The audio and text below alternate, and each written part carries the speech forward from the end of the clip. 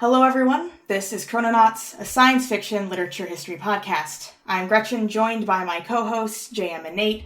This episode is covering the family and fertility, with this segment covering the novel The Children of Men by P.D. James.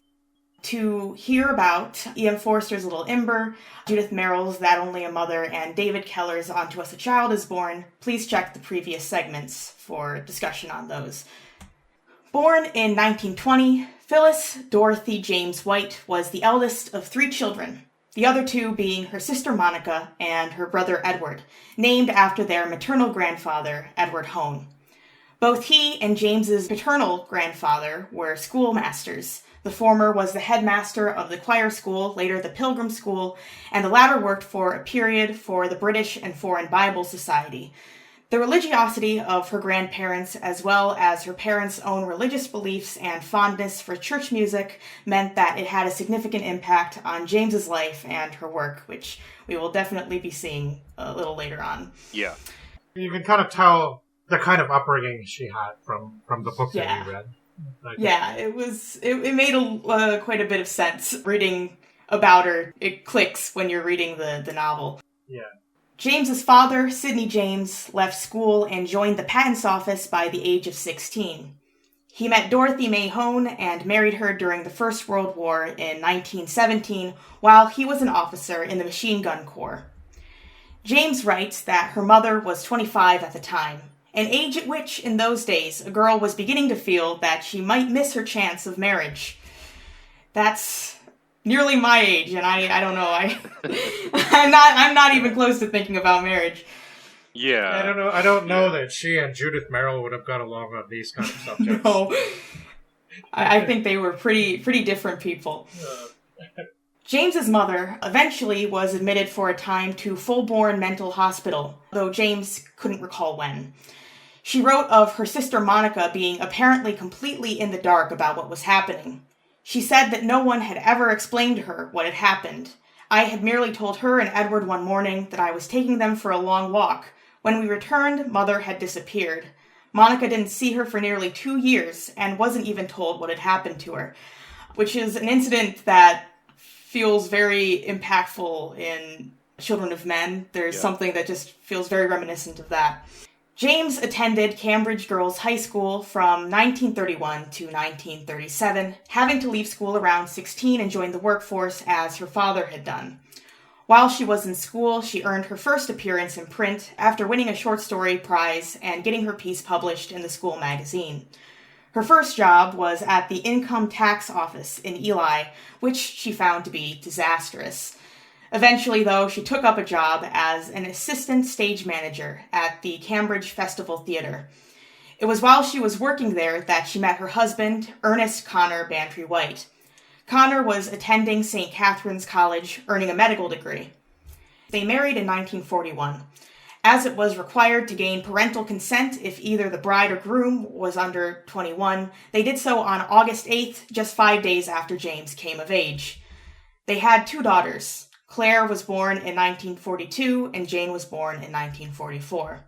After becoming a qualified doctor, Connor served with the Royal Army Medical Corps during World War II. Stationed in India, he often sent food to James and their children, as, of course, food was scarce at that time. James herself also studied medicine during wartime, working as a Red Cross nurse. She continued in this field once the war ended, serving as a principal administrative assistant at the Northwest Regional Hospital Board from 1949 to 1968. This was, in part, also fueled by the need to support herself and her daughters, as Connor returned from service suffering from intense mental illness. He was admitted into mental hospitals regularly until his death in 1964. In the fall of 1962, James published her first novel, Cover Her Face. Not only was it her first novel, but it was also the first to feature a recurring character in a number of her later works, the detective Adam Dalgliesh, named after a schoolteacher she had in her youth. On choosing her pen name, she stated, "One of the questions I am often asked after signings is whether I deliberately chose to write under the name P.D. James in order to conceal my sex. Some questioners actually assume that I thought it was an advantage to be mistaken for a man. This certainly never entered my mind, and I am grateful to have been born a woman, perhaps more from an innate positiveness rather than from any careful weighing up of the relative advantages and disadvantages. But I would certainly never dream of pretending to be other than a woman. Not only would this be pointless, since the truth becomes known fairly quickly, but women are generally well regarded as crime writers, and only a minority of readers would reject a book because they dislike the sex of the author, although I have to admit I have known cases. My memory is that when the manuscript was ready to be sent off to an agent or publisher, I wrote down Phyllis James, Phyllis D. James, P.D. James, and decided that the last and shortest was enigmatic and would look best on the spine. After the publication of Cover Her Face, James would write more than 20 other novels over the rest of her life, as well as multiple short stories and a couple of nonfiction pieces. Besides a very few exceptions, these works were nearly all in the crime and mystery genre, which earned her the nickname the Queen of Crime. She did continue to work outside of writing. After her position as assistant on the hospital board, she served fittingly as a member in Home Office of both the Police Department from 1968 to 1972 and the Criminal Policy Department from 1972 to 1979 when she retired. After her retirement, though, she still served as a Justice of the Peace in both Willesden, London, and Inner London, a chair and president for the Society of Authors, and a member on the board of the British Council. She died on November 27, 2004, at the age of 94. As previously mentioned, there are only a few works in James's bibliography that stand out as works not dealing with the crime genre. One of them, of course, we'll be talking about tonight. James published The Children of Men in 1992. Regarding it, she wrote, "At nearly every festival I get asked about my novel The Children of Men, either during question time or at the lineup for signing. This novel, which is totally different from all my other work, didn't begin with a setting, but with a review I read in the Sunday Times. The book reviewed dealt with the dramatic and so far unexplained fall in the fertility rate of Western man. Apparently, young men today are only half as fertile as were their fathers. The reviewer pointed out that, of the millions of life forms which have inhabited our planet, nearly all have in time died out or were destroyed, as were the dinosaurs. Man's span on Earth is as the blinking of an eye.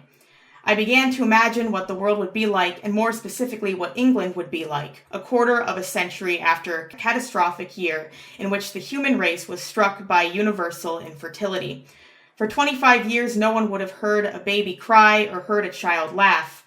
This idea for a dystopian novel was not in itself original. A number of novels explore a world in which mankind knows itself to be dying. The Children of Men ends on a note of hope, but was traumatic to write, and I was glad at the end to return to the less depressing ambience of classical detective fiction. The novel was not intended to be a Christian fable, but that, in fact, was what I wrote. It is also different in technique since the whole story is seen through the eyes of a single character and the structure is linear, the plot moving strongly to its dramatic conclusion. This is the only one of my novels which has not earned its advance, a depressing and somewhat demeaning thought, but it has produced more correspondence and more controversy, particularly in theological circles, than any other novel I have written." So I'm definitely interested in checking out her older mystery novels. Yeah. After reading this. I mean, I do like, I guess it's kind of the generation following, but I do like these, like, kind of British mysteries. I mean, I like American crime fiction probably from the 40s and 50s more than most people do, but I also have time for those classic British mysteries. Ruth Rendell, I don't know, I'd say she's a favorite, but I've enjoyed quite a few of her books. I guess she's more like 60s and 70s and beyond, but she definitely has a little bit of that feeling, but I feel like she's more, I don't know. I can't comment on the P.D. James mysteries because I haven't read any, but if judging by this book, I would say Rendell's a bit more, like, conscious of how the other half live. You know what I mean? I feel like this is a very narrow look at a significant problem, but I think once you get used to that, it's cool, it's good, and it's enjoyable that way. But it took me a bit to adjust to because the book was not really what I was expecting. No, it definitely wasn't what I was expecting either. Yeah, I didn't like everything about it, but I enjoyed it overall. Yeah, I'd say I enjoyed this too. It doesn't really get to religious polemic territory, but it comes close a couple times, and there's a couple like weird things that she seems like oddly hung up on, and it's just like, all right, fine. But I think overall it has a really good mournful tone to it that I really liked, and it is very British, and it reminds me, and just in feeling of this one record, David Kane's The Seasons, that was like a BBC 60s radiophonic type thing where it's like the cottage overgrown with ivy, like nostalgic for a time that you never lived in type thing. Yeah, I definitely have some conflicted feelings about certain things in this work, but I do like the overall tone. I do like the overall style of the work. I like the kind of melancholic feel that it gives you at times. I have a different experience, I think, than both of you, because I had seen the film beforehand, and I know that both of you hadn't seen it, correct? Yeah. Yeah. So there was a feeling that I got from this book, like, a lot, and I want to see if you guys agree with me, but maybe you don't. But this is to do with the mournfulness that has been mentioned, the melancholy and everything else. This feels like a book written by an old person. Like, this is very much an old person's book. Yeah, It doesn't mean... Yeah, like, it feels like... I don't like reading this stuff into the science fiction that we do sometimes, but it almost feels like the infertility that she is talking about is a metaphor for something she's feeling herself. I mean, it's very curious the way this is written, so significantly, unlike anything else we've been talking about. And yeah, my opening talk was very general. I'm no biologist. I don't really understand how you can transform a tail cell into a sperm cell or an egg cell or anything like that. But this book doesn't talk about science at all. Like, there is almost no mention of science anywhere in this book.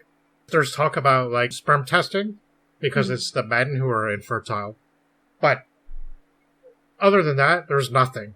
And it's just so weird that being absent from the story. Like, the first thing when she describes exactly what's happened, and you know that the animals are fertile. So the first thing I would have thought would have been, okay, some scientist has got to look at the primates and see what is the defining factor that differentiates humanity to the point where the humans aren't giving birth, the dogs and cats are the monkeys giving birth? I don't know. It's just, it's the whole way this is done is so focused on the problems of the characters.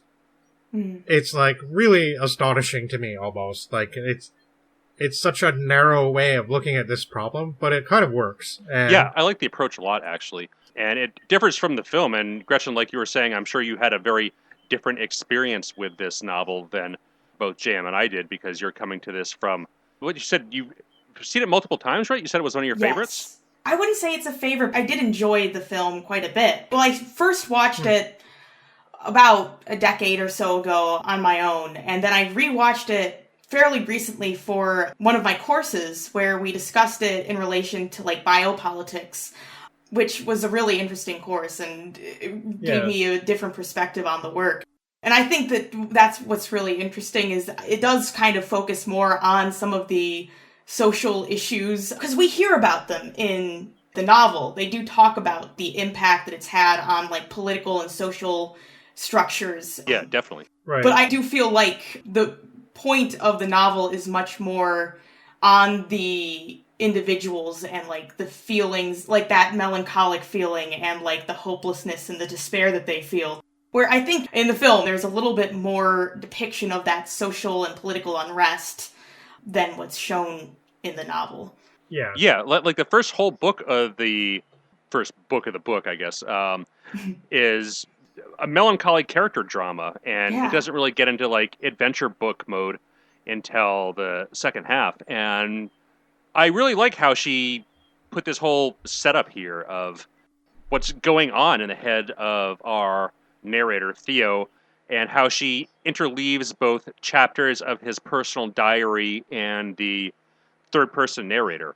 It's just a neat way of presenting the story to us, because we get really deep into Theo's head in a way that the film just never shows us. I guess we'll talk more about the film when we finish talking about the novel, but I was kind of surprised at how vastly different the approaches to the same source material were. And I was kind of expecting the film, I guess, to be more adventure-y, and I guess kind of expected the novel to be a little bit less so, but I just was not expecting the amount of character moments and interpersonal relationship stuff that we get here, because that's basically the entire first half of the novel is that kind of stuff. Yeah. And I think she does handle it well. There are points where it does feel very, like, soapboxy, complaining about the youth and all that kind of stuff. Like, she keeps harping on, like, government ownerships of porn shops, and, like... Yeah. There's just definitely some quotes about that from her the diary, where she's very, this is what the sexual liberation is wrought. There's some moments where it's like, oh, this makes sense. This makes sense that you would write Children of Men, and some of the moments in Children of Men come from this. Yeah, I mean, I'm just kind of imagining the logistics of a government-operated pornography store is kind of funny on its face. It's like, well, hey, man, they do the liquor stores here. All the liquor stores are government-run, so, you know, why not? Also, I mean, just the general disinterest in sex and sexuality, and, of course, you know, after reading Little Ember, I'm like, what about gay sex? Like, they kind of mention same-sex, for like, there are more people who are in same-sex relationships, she mentions at one point, but it's like, people haven't always had sex to reproduce, and I don't think that would mean everyone would suddenly not want to have sex anymore. Yeah, it's a very odd way of looking at it, for sure. And the idea that, like, pornography is what's going to stimulate that and bring that spark back is, again, very, you know... odd way of looking at things, but... Right. Yeah. In general, I think... Yeah, I have really complicated feelings about this, and I hope I can articulate everything all right, but in general, I feel like this is a pretty conservative book. Like, it feels... I don't know. It feels like a lot of it does have this, what's the world coming to? What are the kids today gonna do? Kind of feeling to it. And I think... the issues, and I think it's alright to talk about the film now, because the film is kind of famous, and Gretchen, you started with the film, Nate and I didn't. Yeah, I'd imagine most people would be coming to this first from the film, because I had first heard of the film long before I knew it was a book. Yeah. Okay. The film was very, very well acclaimed when it came out, and I just didn't see it, but I knew multiple people that were like, yeah, Children of Men, that was a great movie, and I was like, all right, fine, you know, I'm sure I'll see it someday, and, well, I did. An interesting thing happened to me then. I mean, both you and I, Nate, came to the film second, and I watched the film, and it's weird because the issues that I have with the book, I can tell that the creators of the film felt the same, and they wanted to fix that. But the film didn't really work for me. And I think maybe it's because, by then I already had an idea of what Children of Men was set in my head, and I sort of came to terms with it. You know, I'm kind of like, it doesn't cover all the issues that I think that a book like this maybe should cover, but the Zahn / Theo character drama is really good, and that's kind of what I feel is the centerpiece of the book. I hate the romance in the book. I don't think it works at all. But no, I don't. I don't like it. I have a lot of issues with that, and I have a lot of issues with. We can get into this a little more, but I just have to. I don't like the whole relationship with Theo and Rolf and their weird little competition that they have. I despise that. I won't get. We'll get to it, I'm sure, but, like, there's one part where Theo is meeting with Miriam, and, like, Miriam's like, well, she's starting to love you, and it's like, I didn't really see that. I mean, and all I see is him thinking what she should be like, and she's barely talked to him at any point during this book, and I'm like, alright, that's what Miriam says, she's starting to, I mean, I guess that's what he wants, so good, right? Good for him. All I've seen is Theo belittling her every single time that they meet, and her trying to defend herself. Yeah. And it's just so funny because I can see the process. I can see the people who made the film, read the book, sat down around a table like a movie-making committee with a whole bunch of executive producers, and said, all right, we have this property, we can do what we want with it. I think we should throw the whole story out and just start with some very, like, the things they decided to keep in were so weird and kind of surface level, like, not really surface level, but, like, I don't know. For example, it starts with the same incident that the book reports where the youngest person in the world has died. Right. And it's like, okay, that's there, but the Zahn-Theo relationship is completely gone. Jasper's just some old hippie guy that he used to know. He's an activist and not the advisor to the state. So it changes the whole nature of the story. Like, yeah, he's old and cynical, but he used to be a firebrand, and he used to be, like, I don't know. I gotta be honest. I feel like the movie was pandering. I didn't like it very much.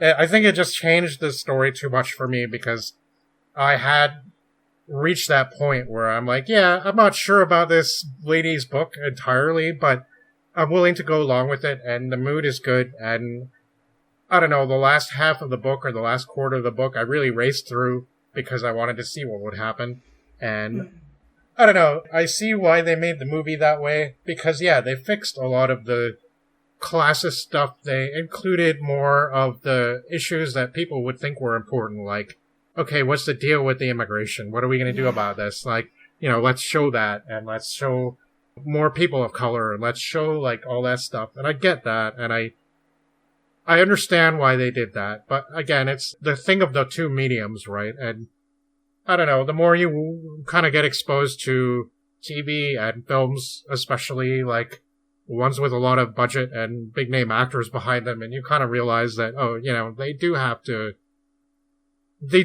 play to as much of their audience as possible, and I kind of feel like P.D. James didn't have that feeling. She just wrote this personal book expressing her melancholy feelings about aging and about the lack of ability to continue on in this world and everything drying up and becoming sad and blowing away. And to me, that's what Children of Men is, and it ends with a message of hope. Yes. But there's no reason for that. There's no heroism behind that. It just happens completely out of nowhere. It's like, there isn't even any knowledge that this could be happening to anybody else in the world, right? It's the new baby is born at last. Who knows why? It just happened, right? There's hope. Hang on. We can still do this. And, I don't know. I did appreciate that in the end, despite, like, sometimes throwing my hands up and being like, oh, you know, she doesn't like young people. That's her problem, right? Like, so, but it was a really interesting experience reading the book and coming to the movie and kind of like, you know, I had such a weird thing because Michael Caine is in the movie, right? And I was thinking, oh, he's got to be Zod. Like, there's no question, right? Only to find that he's not even in the story. I don't know. Yeah. I mean, it speaks a bit to the nature of the difference between making film and TV, I think, whereas a film, you basically have an hour and a half to spend with the viewer. So a lot of the in-depth characterization stuff and backstory, it's difficult to bring across to the same level as James does in the novel. Where I agree with that, but I don't think that necessarily giving more material, more content solves the problem. I think that what I would have done if I'd made this film is actually double down on the things that James wanted to focus on and been like, yeah, this is a character drama between two men who are growing up in an apocalypse. Yeah. I will say that P.D. James actually did approve of the film and did enjoy the way that it was adapted. Yeah. I'm kind of curious as to that whole process. I didn't get a chance to look at any of the potential extras on any of the DVD or Blu-ray releases. Gretchen, did you take a look at any of that stuff, or because I'm kind of curious as to the decisions they make? I did not have a chance to check out any of the behind the scenes. I did not. I only had a chance to really like kind of skim through the film again to remember it, just because I ended up coming to it a bit late. Yeah, but I don't know. I think those kind of decisions are interesting to take a look at. Of, you know, are we cutting for time? Do we want to emphasize different stuff? Because the film, I think, it has a very different focus, I think, as far as how it presents the subject matter. And the last half hour or so, it definitely falls into that kind of war movie like style of filmmaking was, I wouldn't say popular, but you see it in like Saving Private Ryan. There's obvious influences from like Come and See from the 80s and other war films where like you have this very big set pieces and like a lot of stuff is happening in the background where our characters and heroes are just kind of like wandering, stumbling through the scenario. And we have these like mini stories being unfolded behind us, and we didn't really get any details about any of that. And it's just a different method of storytelling that we never at all see once in the novel. So it's just kind of interesting how that's it. Like, there's not a lot of happening in the novel. Not a lot actually happens, so it's not like if they were to make the novel into a movie, they needed to add more, like, it just seems like, in the film, they wanted to make it more action-oriented, and also make it more like, the terrorist thing is a lot more real, and it needs to be a lot more real because we're in a dystopian society, and it's racist, and it's operated horribly by this faceless... Like, we don't even get to see the leader. He's not a part of the film, right? So, right. It's just too different for me. Like, if they called it something else, I might have been okay with it, but I don't know. I wanted a version of that story, and I got something else, but just when I came to terms with being okay with what that story was, which took some time, because, it's kind of like, a little bit... And it was really funny, too, because there was one point where, so she was talking about how things that had happened in society in, like, the 80s and 90s changed, I guess, the way people thought about sex and stuff like that. And leading up to the happening, whatever they called it, I can't remember, the moment when, the fertility basically just stopped. And she's explaining all that, and she's saying, like, oh, people became a lot more focused on pleasure, and they didn't want to start families, and there were a lot more same-sex marriages and stuff like that. And I was reading Elementary Particles at the same time, and Michelle Houellebecq was kind of talking about the same thing, but in a much more forward, extreme way. And then he starts talking about somebody going to cinema and seeing Emmanuel, and like... And I've got my wires crossed and wasn't, for a second, got confused about which book I was reading. And I was like, wait a minute, this feels very this isn't the book I was reading. But it's just really funny how the two kind of went in parallel like that. Because they were both actually, I think both written in 1992, come to think of it. So it's kind of funny that happened. Interesting experience. I'm really glad I read this. I don't know that I loved it, but like... especially in the last quarter, I really wanted to know what would happen, and she did some things really well. That the mood was awesome. I really enjoyed the relationship between the two cousins. That was my favorite part of the book, and I would have happily seen more of that. And like, I don't know, that's maybe that would is, if the movie had been more like BBC miniseries, maybe that was what it would have focused on more. I don't know. Maybe you're right, Nate. Yeah, I don't know. Sometimes it takes a little bit more time to develop these shades of characterization, even though, like, not a lot of direct action is happening. I think that really unfolds over, like, a 10-hour miniseries rather than an hour-and-a-half movie, because there's really only so much you can develop characters in a meaningful way in 90 minutes. No. But, that said, I did like the film. I like the novel. They're both different takes on the same thing. They are very different. I mean, the filmmakers could have easily changed all the character names and called it something different and not paid P.D. James a whole bunch of royalties. To be fair, you don't really get to know, like, Julian in the novel either. And, like, There's quite a lot of weak characters in the book, too. But, I don't know. But it has a focus. Like, it has a really specific focus. And I personally don't mind that. I mean, at first, I was like, why isn't she... Like, she's talking about these issues...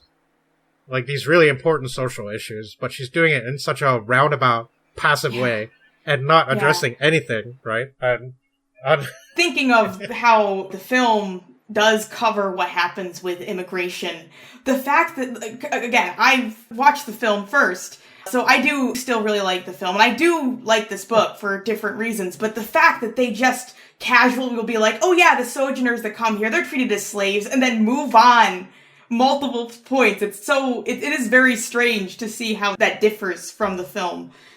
Yeah.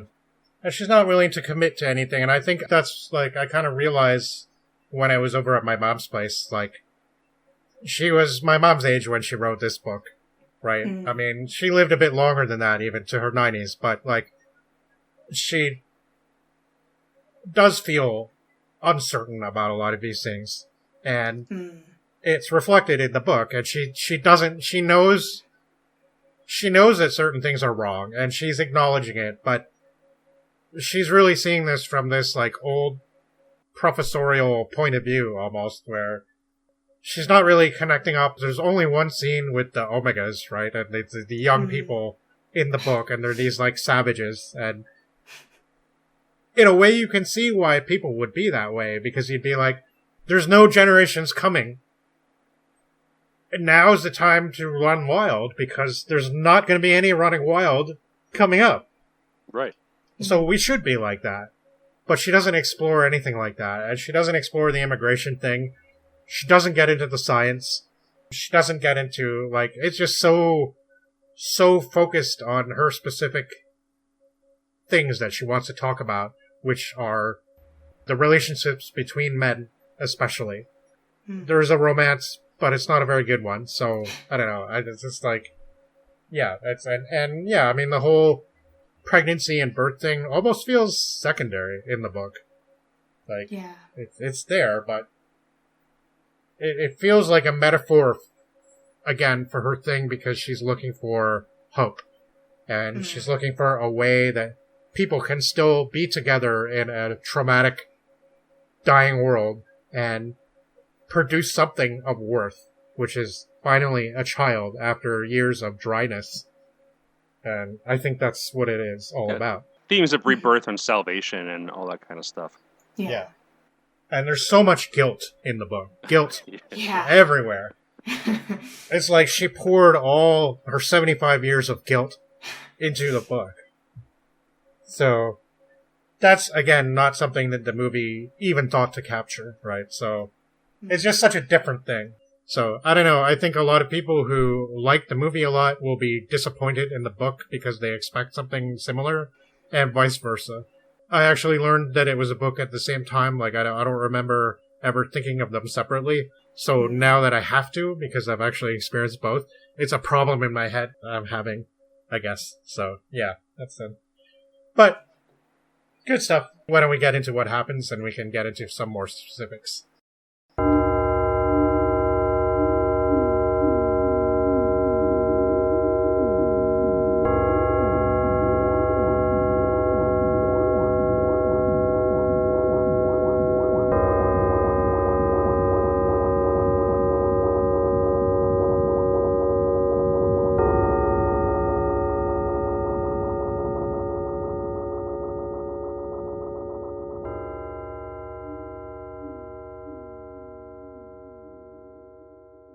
The Children of Men starts in the future, the year 2021. And it starts as the journal of Theodore Farron, a history professor at Oxford. He begins this first entry with the news that a few minutes into the new year, the youngest person born on Earth was killed at the age of 25 years old. The year of this man's birth, 1995, is known by this point universally as Year Omega, the year that marks humanity's infertility. In the years that followed, there were worldwide efforts to identify its cause and find its cure. However, there has been no progress, and the human race appears to be dying out.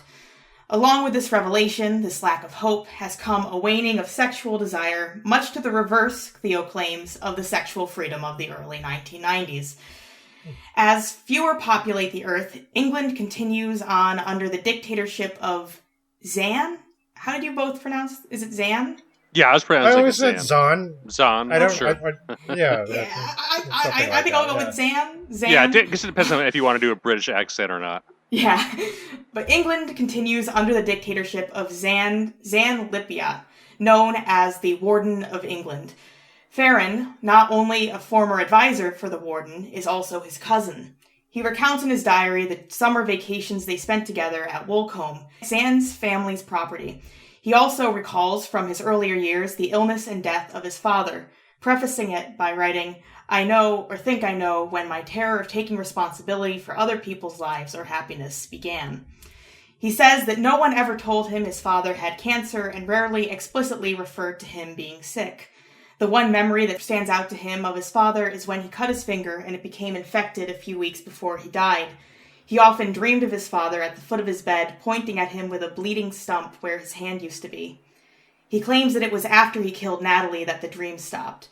Natalie was the daughter he had with his now ex-wife, Helena, with whom he had a difficult relationship before Natalie's death, Theo admitting he never really loved or cared for her or his daughter like he thought he should, had never done so towards anyone in his life. They divorced after Theo accidentally ran over Natalie when she was a toddler in 1994, Helena leaving him for a man named Rupert Clavering. After these initial journal entry chapters, James switches between them and ones in third person. In the first of the latter, Theo attends his weekly visit to a chapel, not for worship, as Theo isn't religious, but for the choir. He runs into a common sight while heading there of a woman pushing a doll in a carriage as though it were a real baby. Many women do this to cope with their inability to have children. When he gets to the church and attends the service, he recognizes a woman in the pews with him. Her name is Julian, and attended one of the literature classes he was forced to take over as professor, one who sparked debate with her opinions on the works read. After the service, Julian approaches Theo, wanting to speak with him. She shares her concern at the state of Britain, and she speaks of belonging to a group of people who want to change things. She has reached out to him on behalf of the group to ask if he could talk to Zan about making changes before the group commits any actions themselves. Theo is skeptical and claims he's lost his influence since leaving Zan's Council of England, but he still agrees to meet the group and hear them out. Before the meeting, Theo meets with Jasper Palmer Smith, a retired professor to whom Theo was a favorite pupil. He lives out in the country with his wife Hilda, who seems ill, with something akin to Alzheimer's, though that, Theo states in his diary, has been relatively cured since the 1990s. Jasper wants to move into Theo's house, which is fairly empty, though Theo, displeased, makes the excuse of Hilda not being able to climb the stairs. The two also speak of the Quietists, organized mass suicides of older members of society. Theo doesn't find it appealing, but Jasper is more amenable to the idea and claims Hilda has mentioned it. On his way back into the city, Theo sees a crowd of people waiting for Rosie McClure, an evangelist who preaches of love and comfort. Her style conflicts with the harsh fire and brimstone ideology of a previously popular preacher, Roaring Roger, who believed this universal infertility was God's punishment of humanity's sins. A few days later, Theo meets with Julian's group in another church. Besides her, there is her husband, as well as the leader of the group, Rolf, an ex-midwife, Miriam, a priest, Luke, and a young man, Gascoigne. Theo tells them all, as he did Julian, that he was sure he had little sway over Zan or the council. He also points out the inadequacy of their group and their methods of security against the state police, not knowing much about religion except Luke and Julian, despite using it as a cover to meet. Still, the group tells Theo about the issues they take with Zan. Rolf is upset by the fact of his leadership, though Theo suspects Rolf might just want that power for himself. Gascoigne takes issue with the use of the Grenadiers as his private army. Luke doesn't approve of the degrading sperm testing and gynecological examinations to which citizens are subjected.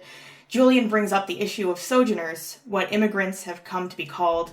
They consist mostly of people from the Omega generation from other countries. These Omegas, as sojourners, are given no rights and essentially work as slaves for English citizens. Miriam tells Theo about her brother, who was sentenced, as many people are, to a penal colony on the Isle of Man, where there is no governance and prisoners are left to starve. Miriam's brother was able to escape and return to her and told her about the horrible conditions of things there before the police captured him again, and he was killed instead of returning to the colony, which Miriam believes he would have preferred. After hearing their complaints, Theo is not any more sympathetic to their cause. He thinks that their aims are too scattered and their ideas too disorganized. However, he still wants to observe a Quietist before he makes the final decision on whether he will try to speak to the warden for them.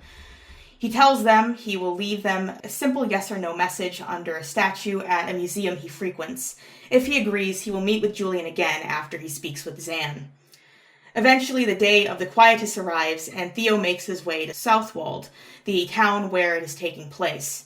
It's a fairly empty, deserted place out of the way of areas labeled as population centers. He watches the members of the quietus, this one specifically for women, getting out of coaches and led down the seaside by nurses, as well as band members arriving to play music as the event proceeds. The old women change into white robes for the ceremony and are given flowers to carry while the band starts, and as he watches some of them sway and sing, Theo wonders if they have been drugged. They are led to a pier where 2 boats wait, as well as a crowd of some loved ones and mostly state police are waiting. A few officials start to attach weights or shackles to the women's ankles when suddenly one woman cries out, jumping from the boat and into the water. Theo instinctively runs towards the scene, wanting to help her, and as he gets closer, he realizes the woman is Hilda Palmer Smith. Before he can reach her, one of the soldiers from the boat strikes her with the butt of his gun, and does so again as she continues to struggle. Unconscious, she is swept away by the tide as Theo himself is hit and knocked out. He comes to later and encounters a woman who runs an inn and lets him stay there for the night. She tells him later, when he expresses gratitude, that he was an answer to her prayers, that he was sent to her since she had been feeling useless. He asks her about the quietus, and she denies that anything of the sort happens in Southwold. The next day, he places a message of yes under the statue. Theo soon meets Zan again for the first time in 3 years, the first time since his resignation. He is joined by the members of his council. Martin Wolvington, who oversees industry and production, Harriet Marwood, over health, science, and recreation, Felicia Rankin, over home affairs, and Carl Engelbach, over justice and state security. When Theo first sees him, he notices Zan is wearing the coronation ring, a symbol of power that Theo remarks upon. Yeah, we see this council only the one time in the book, right? And they come back at the end, but yeah, they're kind of like in awe, they don't say anything, but it was kind of weird because I was expecting them to be there a little more. But again, It's kind of like, this is her focus. These are the people that drummed him out, basically. Like, he was a part of this at one point, and now he's not. And now these people have taken over, and it's this, like, nightmarish situation where he has to explain himself, and they're all, like, really cold and remote. And, like, the way they're talking about the world's problems is all very cold and remote. Again, they've dried up, and they're so detached from everything because, everything is shutting down.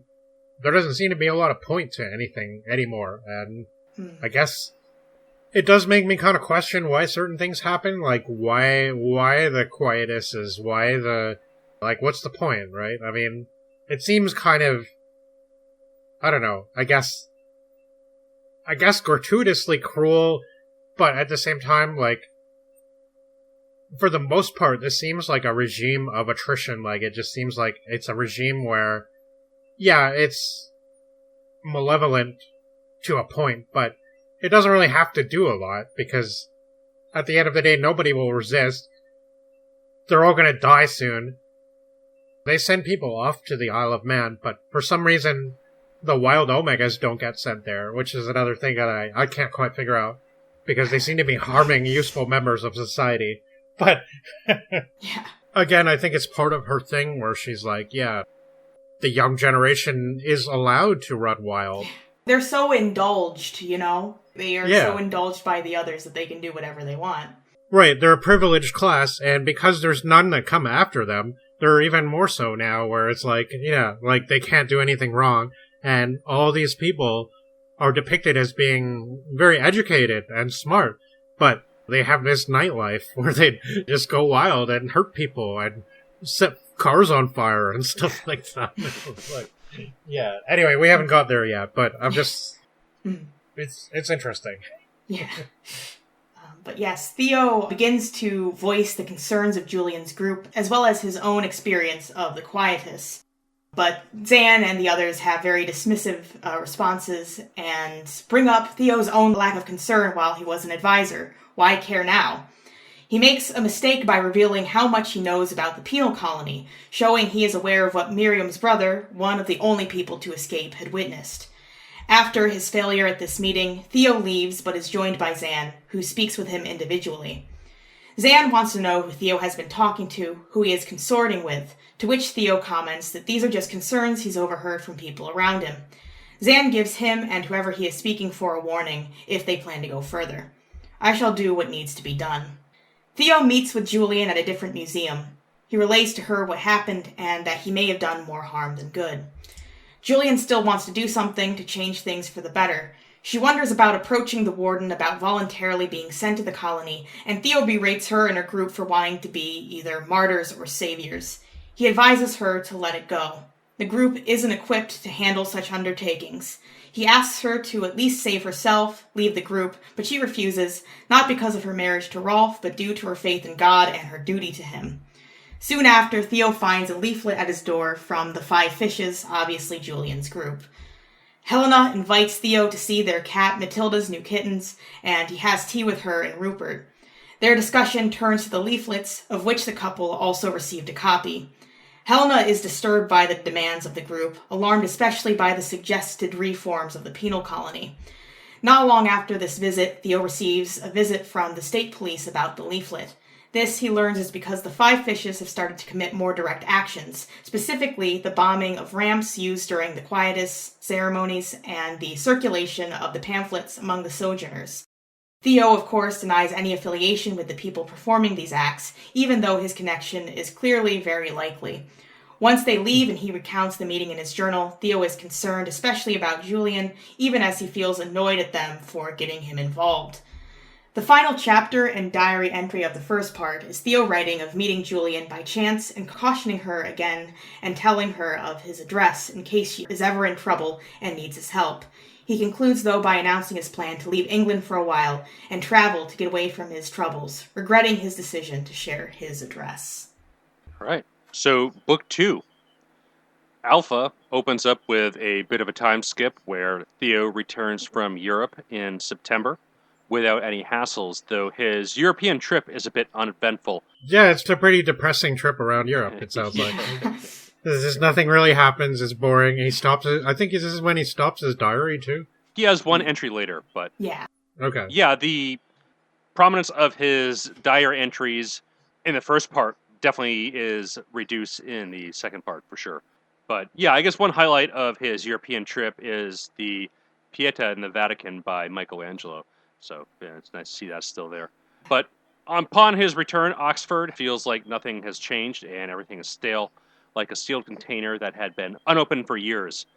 There has been, however, increased dissident activity. There are the disruptions of the quietus rituals, and even talk of recruiting the convicts from the Isle of Man to depose the warden. Theo's recurring nightmare comes back. This time it is Rolf screaming, "You've killed Julian, you've killed Julian," and he's pounding his fist on a car. And it's Luke this time that is the one with the bleeding stump. And after the nightmare, he goes for a walk to Binsey Church to find that the parson is being carried out in a coffin, and the premises have been all disrupted and are disheveled and vandalized. That night, Miriam comes knocking and tells Theo that Gascoigne is captured and the group has gone on the run. Julian has sent Miriam to fetch Theo, and he's to meet them at the chapel at Whitford with his car, as surely the SSP has Rolf's license plate and has made a note of it. Time is of the essence, as while security's focus is not yet on Theo, it will be very shortly, so they have to get as much supplies as possible as quickly as they can, which also includes Theo's diary, before heading off. On the way to the car, they catch some Mozart playing in the street, and off they go, in a fashion that still respects the speed limit. Gascoigne was caught 2 hours ago trying to place explosives, and blowing up the piers, disrupting the quietus, isn't exactly subtle. He never called back when he was supposed to have completed the job, and Luke went around looking for him, which is also not very subtle of him. Theo demands that Miriam tell him who they are. Gascoigne is a truck driver who learned explosives from his military father. Rolf is an electrical engineer. Luke used to be a priest of the old variety no longer in favor. Miriam was a midwife, and Theo demands to know their fish-like code names, which they reveal, and Theo thinks it's all very silly, amateurish job. Yeah, he's so snobbish and critical. Yeah, he is. I mean, he's basically telling her that they're only free because the warden wants them free, as some kind of controlled opposition rather than some martyrs that will gain legitimate support among the populace. And what he really wants is an excuse to buttress his own authority. And they're just the tool that allows him to do that. However, something incredible has happened that makes it urgent that they act now, and that is that Julian is pregnant. This seems completely ridiculous, and Theo doesn't believe her at first. After all, it used to be a common delusion after the Omega generation, but Miriam is a midwife and has confirmed her pregnancy. She was working in a hospital when births stopped, and will be there when they resume. They arrive at the village, which is deserted, and Miriam says that Julian and Rolf parked their car about a mile away from the chapel and walked on foot through the woods to remain unseen. The scenes of the village and chapel bring back to mind a college memory of Zan, who says that he'll join the army and maybe later enter into politics. And Zan will be able to distinguish himself just as Theo will under the guidance of Jasper, all while saying this with this extreme hint of jealousy in his voice, perhaps the underlying motivation for his actions the entire time. Yeah. Upon entering the chapel, everyone is gathered and Julian is in a cloak. "It's true, Theo. Feel," she says, and he feels her heartbeat, removing all doubts that it's delusion or some medical condition like a tumor. Theo says she needs to go to a hospital, but they all want Miriam to deliver the baby for fear of the warden for taking her and the child both. "If I have my baby with a warden present, we shall both die," she says, and their plan is to find an empty cottage or something somewhere where they can post up for long enough for the baby to be delivered.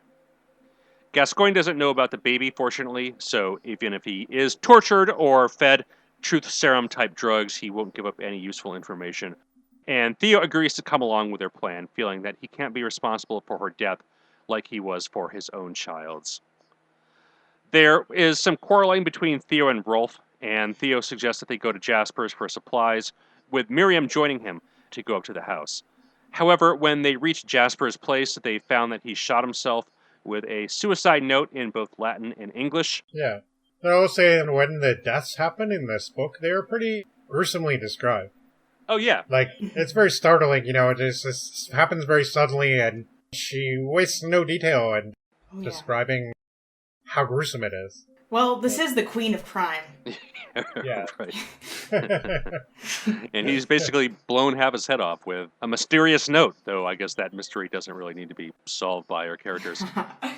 Yeah, that's probably something you would see in mystery novels, too. Yeah, right. So, yeah, I mean, there are parts of the novel that do very much unfold like a mystery novel, like a lot of the stuff in the first part of the book where there's like clandestine meetings in a museum to deliver all the intrigue and stuff. Yeah, it kind of reminded me of Helen McGinnis, too, the two books that I read by her, like including the one for the podcast, where it just seemed like an amateur picked up on this stuff really quickly and was like, yeah, put it in here and write this code word and it'll be that simple.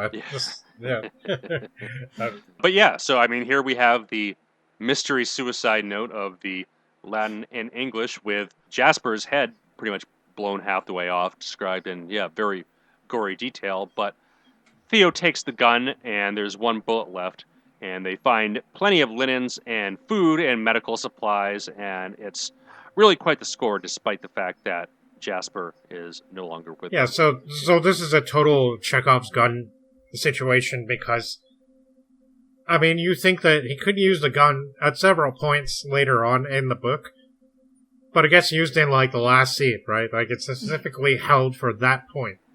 So he finally uses the gun and the one bullet in the gun. Yeah. It's the only firearm in the entire book. Pretty much. Yeah. I suppose it is, and it's like, so it's definitely she's done all this to a purpose. And there's a certain symmetry of the way everything works that I can't help but I do admire, I think, in that, Yeah, well, the ending scene, as we'll see, is quite the pointed duel. But, yeah, so I guess they stock up on supplies here. The security is going to be on them very, very soon, so they basically need to get what they need and head out.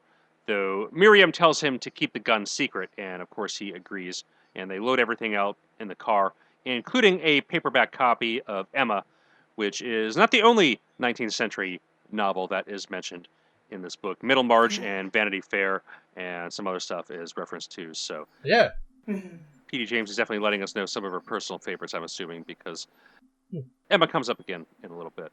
But they're on their way, and Rolf is a bit power mad, and there's this power struggle between him and Theo where Rolf declares that he must be the leader, and he is really under this delusion that the people of England will naturally flock to him like a king when they see that their country can be repopulated with his seed, and how he's going to be the great patriarch and all that, and yeah. Such delusions of grandeur. Yeah, it really is. It's clear that he doesn't really want any part of the social reforms that they've outlined in their pamphlets, but he's just really power hungry. And he's definitely cut from the same cloth as the previous revolutionaries who have ultimately betrayed the workers in the end. Just another violent, angry person who is just paying lip service to social justice.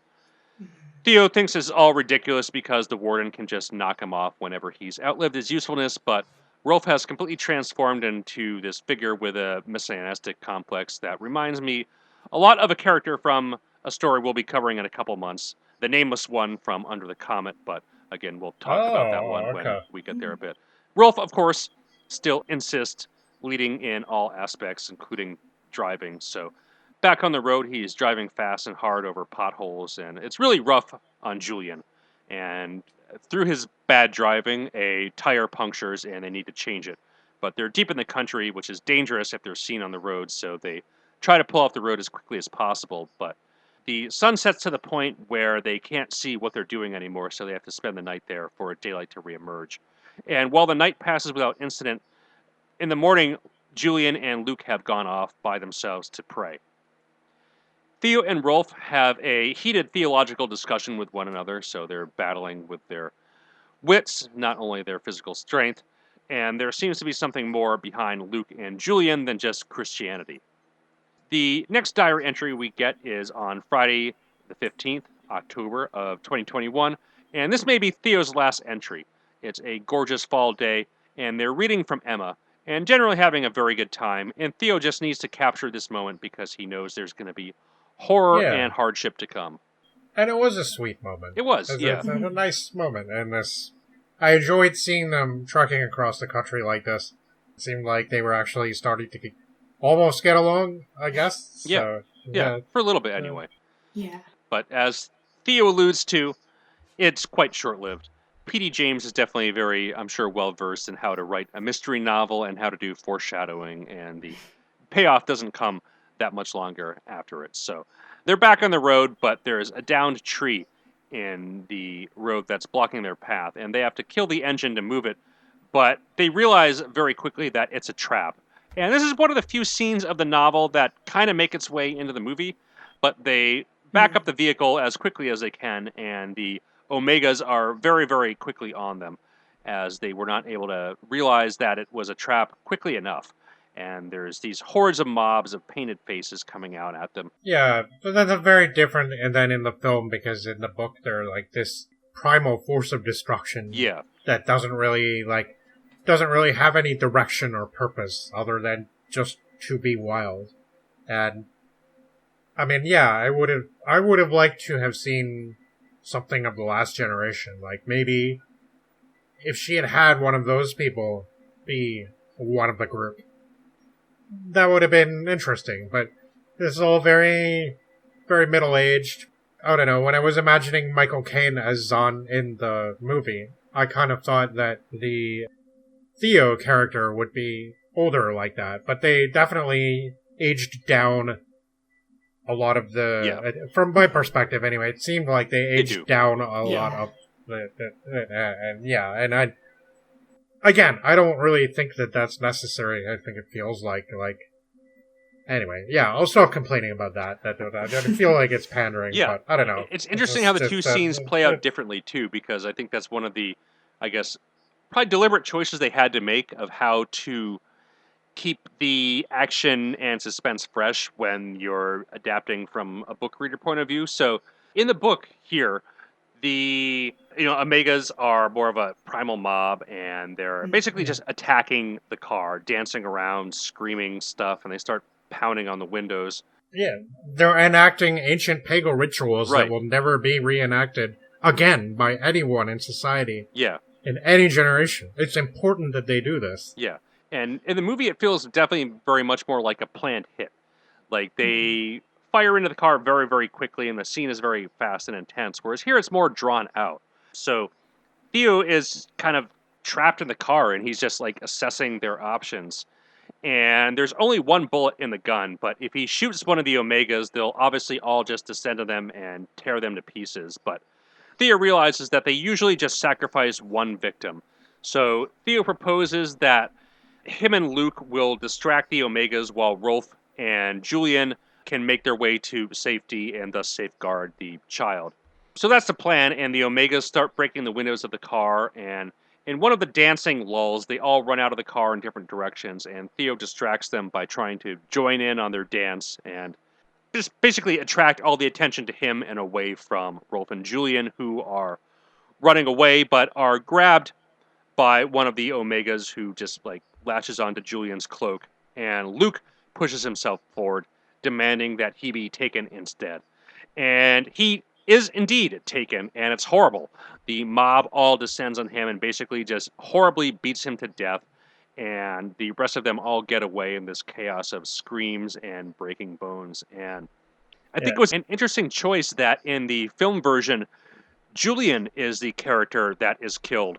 In the book, Julian is the one bearing the child, where you expect her to live through this encounter if you're coming to the movie from having read the book. So I'd imagine book readers coming to the film for the first time would find that scene a little bit shocking, and I'm sure the filmmakers did that on purpose to kind of maintain that level of suspense of what's going to happen in the scene.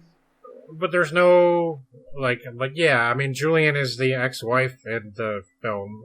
It's totally different. Like, it doesn't make any. Yeah.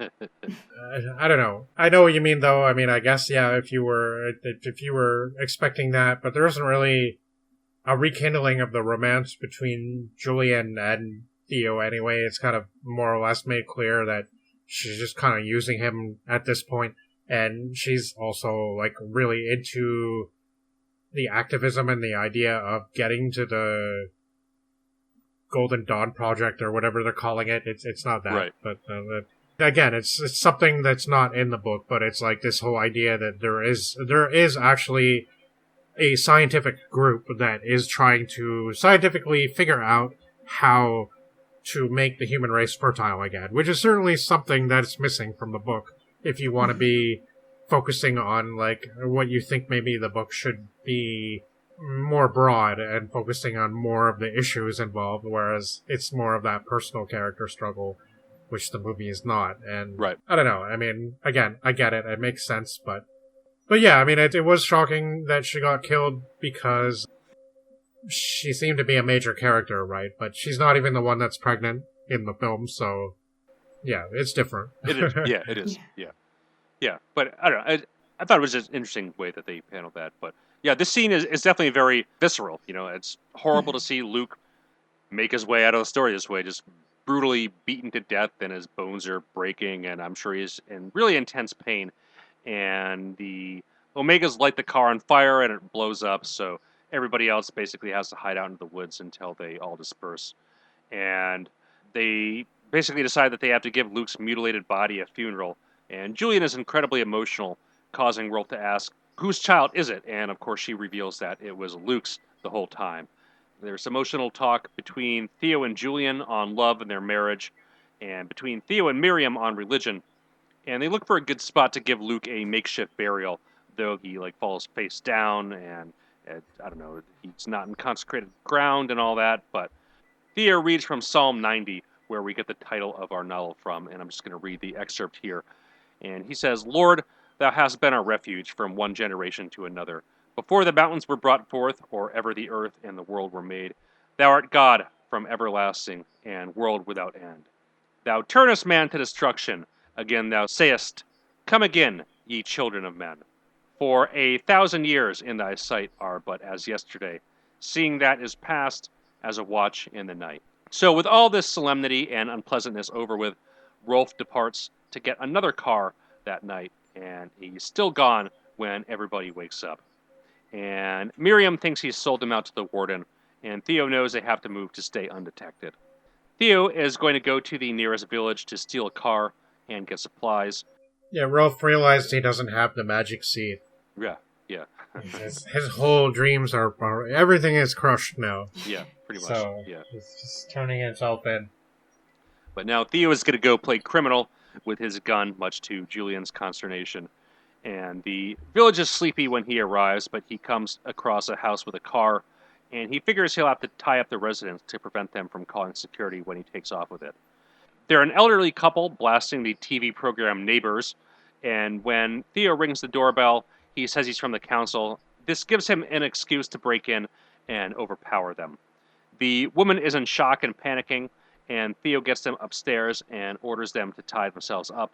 But the couple has trouble with this whole affair, and Theo's humanity really kicks in here, wanting to treat them as well as he possibly can, and he doesn't want to inflict any more suffering on them than he needs to. Yeah, this is almost surreal. Like, it was almost surreal how sad this whole part was. Yeah.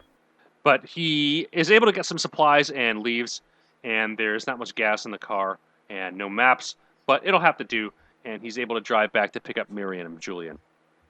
While he was gone, Julian went into labor, so they need to find someplace quick, and Julian thinks of the cottage from his childhood by Witchwood Forest. It's near Oxford, but hopefully security will be going in the other direction, and expects them to be in the far country. The drive is tense, but they make it to a spot near the cottage without needing to fill up or attacked by the SSP or the Omegas, and when it comes time to ditch the car, they turn on the radio. And the news is putting out warnings for them as the woman Theo tied up did not survive the night, and now they're wanted for murder. The news report says there are 3 of them, which is an immediate tip-off that Rolf made it to the warden in some form or another. Theo's a bit horrified that he enjoyed power tripping over the elderly couple a bit, but a child ultimately will be born because of it. And with that, they push the car into the lake. Theo throws his diary in there with it, and they still have to press on foot to the cottage with their supplies greatly diminished. And while capture seems imminent, the surrounding nature is incredibly gorgeous. The woodshed is still extant, fortunately, and it's big enough for them to take shelter and enough wood for a fire. And they set up Julian, and the baby comes quickly. A fire is started, and Theo holds Julian's hand as she gives birth, and it is a son. Miriam wants to stabilize Julian and then go off for supplies. Theo says she'll surely be seen, but she insists anyway on going alone, regardless, and does about 20 minutes later. The baby is hungry, and Miriam is still gone an hour later. Theo goes to look for her in the house, and of course she's there, strangled and dumped by the fireplace. And Theo wonders why they would kill the midwife so horribly, and he returns to Julian with water, which she drinks and eats along with some tins of food. And finally, somebody has come, and it's Zan alone. And he says he has everything on standby, the ambulance, helicopters, etc. Yeah, and this was a really great scene. Yeah, I this think was so. Like yeah.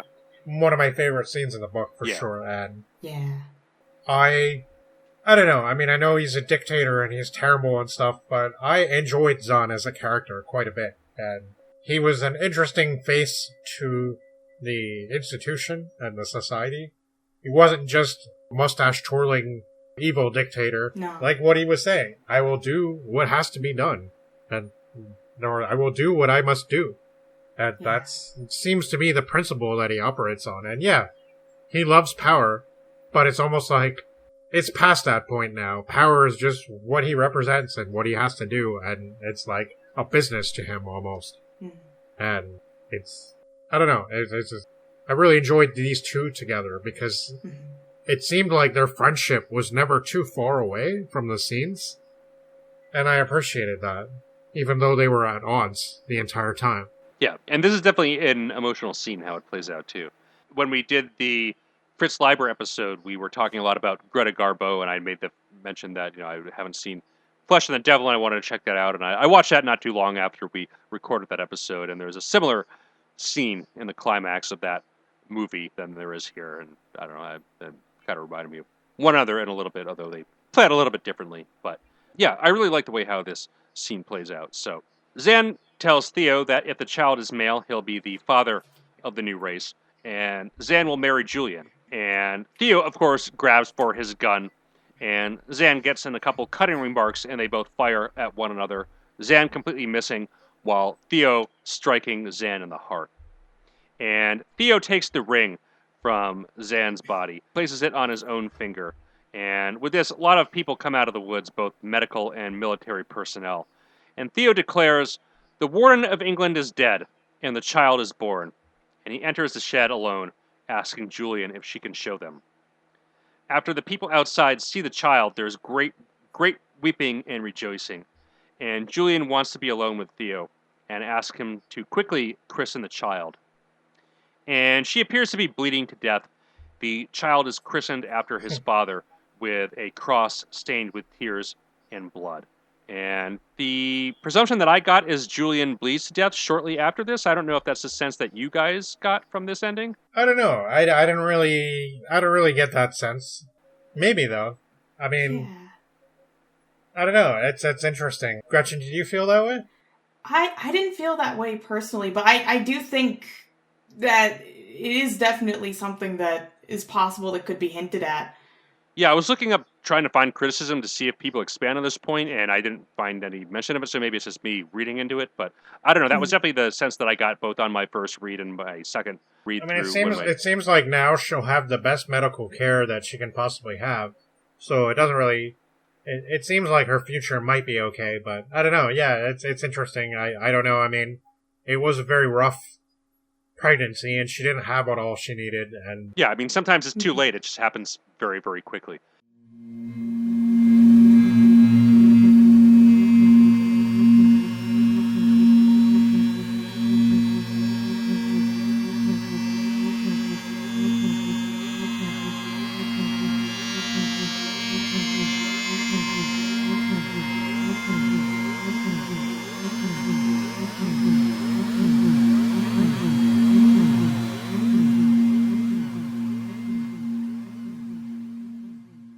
But yeah, I like the ending, regardless of what happens to Julian or not. The duel between Theo and Zan was like a really great scene. And yeah, when a novel turns into adventure mode, the pace really picks up, even though I really did like the first half of the novel with all the character moments.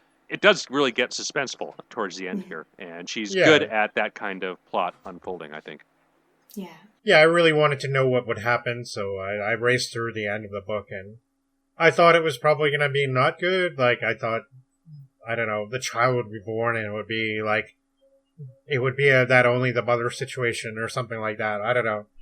I didn't know what to expect. Like I said, I hadn't seen the film and it's too different anyway, so it's not something to base your expectations on when you read this. But I think I really enjoyed it. I can see why somebody might be frustrated with it because it doesn't tackle a lot of things that you would think that would be the first things to come up in the situation that's described, and there are things that are gone into in such a minuscule way, and like there's the problems with the migrant workers and stuff like that. Like, we don't see any of that perspective. No, that's barely in it at all. And I mean, even the Isle of Man stuff, like, barely plays. Yeah, I was sure we were going to go there at some point. Yeah. Like, we would be there because maybe he would be sent there or something like that, or that. But no, we never go there. The Omegas, it's not really gone into. They're just there to rough stuff up for a little while, and that's it, right? Like, it's just, that seems like a serious thing. Like, that seems like something that should be brought up too. Like, okay, you have this penal colony where you're sending all your undesirables.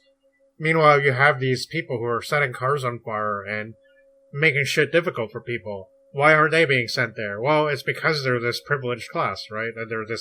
They're able to do whatever they want because they're the last generation. And that makes sense. I mean, I get why that would be a thing. But it's not really something that she's willing to explore.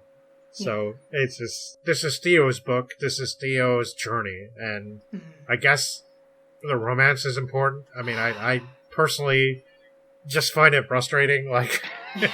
There's like nothing about it that sets me afire, even remotely.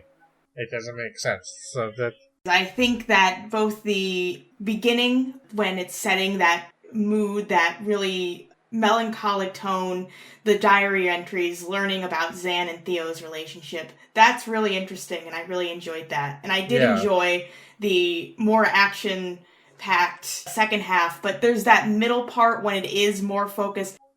Like I said, the romance between Theo and Julian and the Theo and Ralph's whole competition over her, when it's like they don't seem to even care about her at all. Yeah. That part made me want to stop reading for a little bit. I was very frustrated by that, and... Yeah. And you would almost say you would expect that to be written by a dude.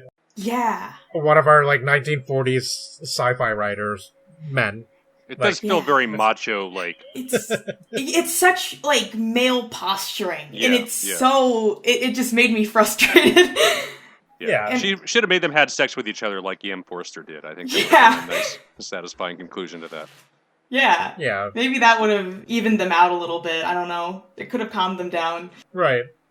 Oh, I think there's nothing really wrong with her writing this in a very masculine way, but I just think that, if she was gonna do that, maybe, not bother to include the romance, because...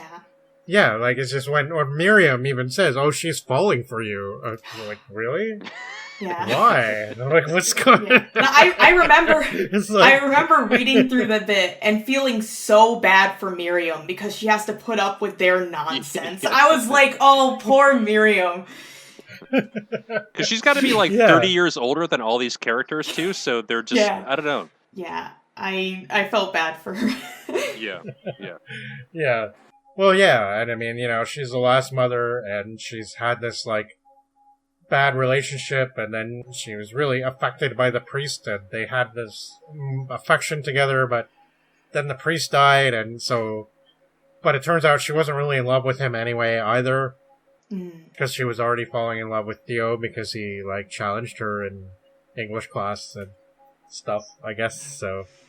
Yeah, I don't know. But yeah, I mean... That didn't need to be there for the book to work, I guess. So I just kind of feel like, again, the people that made the famous film with all this money behind it and all, these fairly prestigious actors just kind of thought we'll throw the story out and make something different that's more appealing to mass taste. And I guess they succeeded at that. I mean, the film did really well. Yeah, I definitely like the film. I mean, they're definitely two different entities, but on its own ground, divorced from the novel, despite the fact that they're both called Children of Men, I guess the film doesn't have the word "the" in it where the novel does, so an important distinction there. I don't know. I liked it on its own merits. Definitely very well shot, well acted. I just realized where I saw that Clive... what's his name? Clive Owen.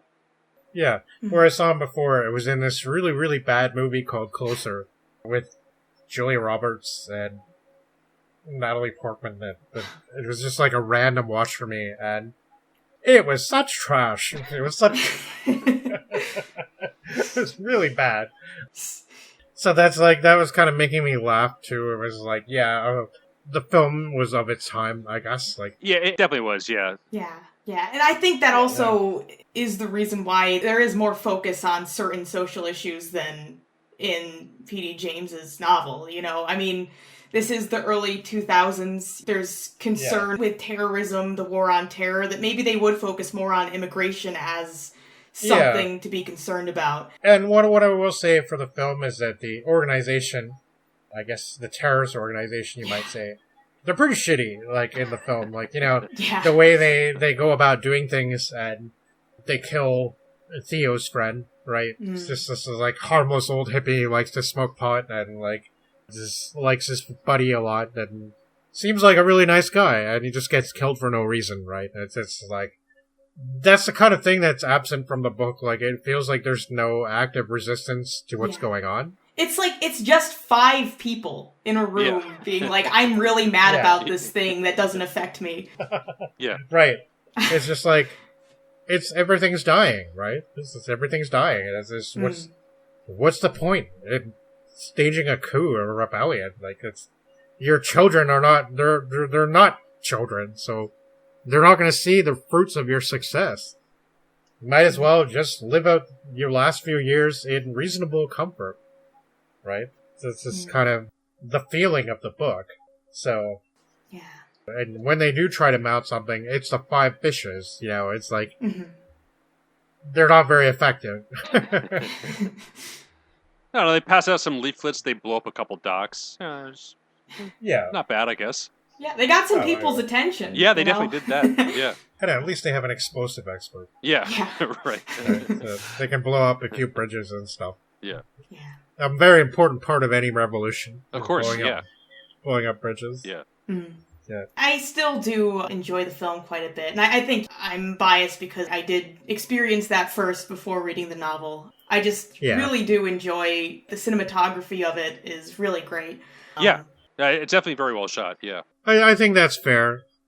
I guess I have this, like, weird thing where I'm kind of, like, really on this kick lately. Well, maybe I always have been, but where it's like, I want to accept whatever the artist gives me, and I don't have to 100% be on board with it or like all the things that they're saying, but it's that I'm accepting. And so I've kind of felt like Whiplash, you know, just like, this is something completely different, and this is not what I want. Like, this is not, the characters are different, the situation's different, the main character's aged down, he's like a former angry activist whose flames died out, but he's not like the former advisor to the administration, that's for sure.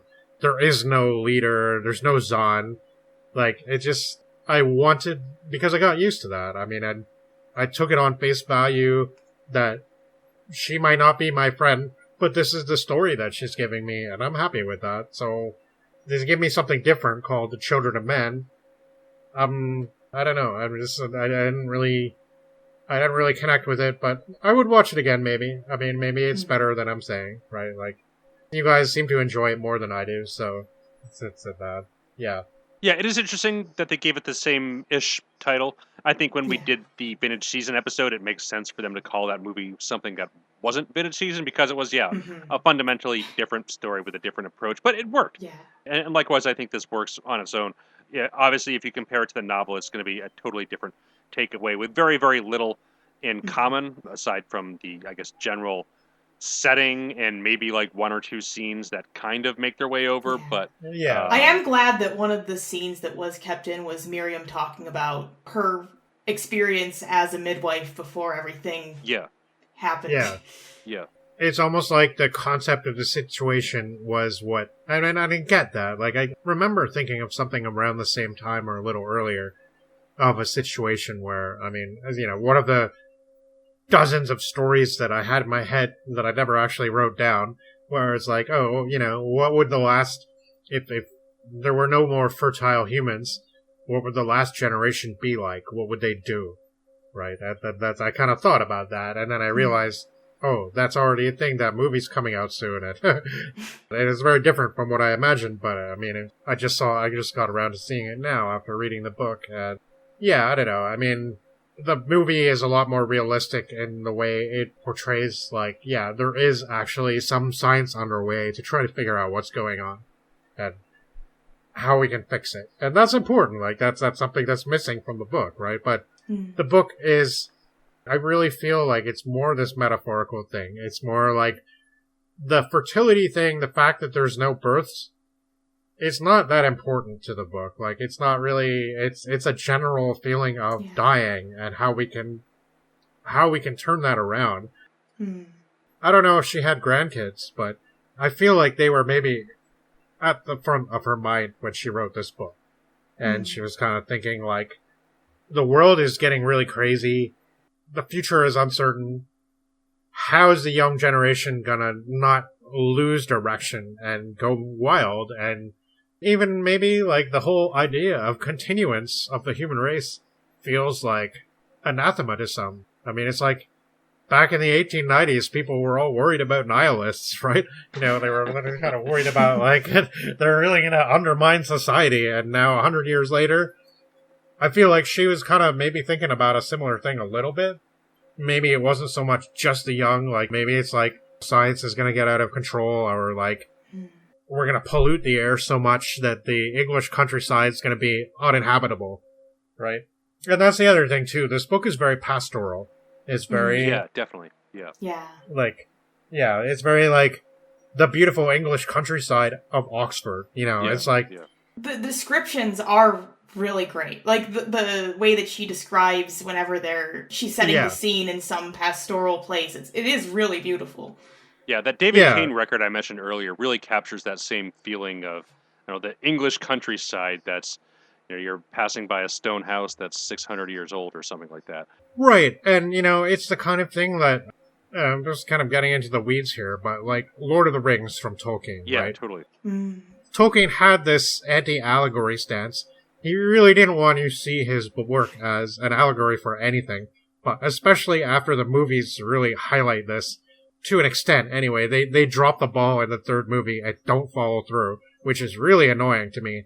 But they highlight the fact that Lord of the Rings is actually, in part, a story of industrialization versus that beautiful English countryside, right? And Saruman's empire in particular, Isengard, stands for, the complete subversion of nature to an industrial cause. And at the end of the book, that invades the Shire itself. So the home of the hobbits is now become this depleted place, almost. And it's like, I guess it's part of the worry of the old upper-class Englishmen, right? And women, where it's like, what if we lose all that? What if we lose all this beautiful countryside and everything now is just grey factories and boredom and wasting away into dry, desiccated nothingness and blowing away on the wind, and nothing is left of our society now. It's like all this great empire that we built and threw away and squandered, and it's like you feel, I think, remnants of that in this book. And absolutely, I get it. I mean, I feel far removed from it, but I mean, I've been steeped in this kind of English stuff my whole life too, so it's not alien to me, and I understand. And I think she does a really beautiful job of portraying this, especially in the Zahn-Theo relationship. And again, like, I don't know, I mean, I think something that's become very apparent when we do this podcast is that when we read a story, there's one thing that we focus on, and it's a thing that we want to follow through as the story goes along. And to me, it's that thing where they're two cousins, they're related to each other, they're of the same blood. One represents the New Order, and one represents the attempt to retain what was lost, and to, I guess, bring back the pastoralness, and bring back the beauty, and bring back the natural childbirth. And I think that that's really what she's doing.